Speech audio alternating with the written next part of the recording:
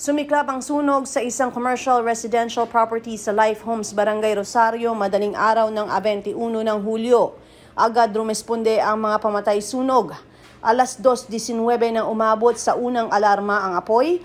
Nasa mahigit 20 truck ng bumbero ang nagtulong-tulong na umapula sa naturang sunog. Natupok ng apoy ang ilang ari-arian sa ikalawang palapag. Inaalam pa ang pinagmula ng apoy, lalo't nangyari ang sunog ng sarado pa ang commercial area. Ayon sa Barangay Rosario Fire Brigade, wala namang naiulat na nasawi o nasaktan sa insidente.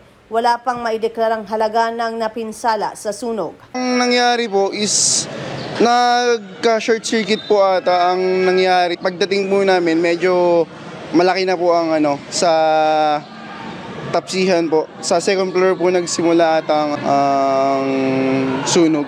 Commercial po siya. Yung restaurant po, ganun. Ang estimated po namin na nasunog na bahay is mga 2 po.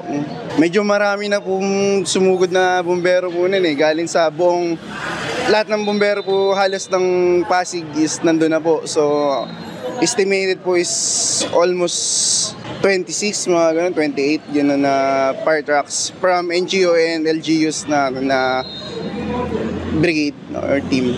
Wala naman pong nasugatan po sa mga residente and sa mga rumisponde pong bumbero. Nag-fire out po, estimated po namin is mga around 2 ganun po or mga 2:30.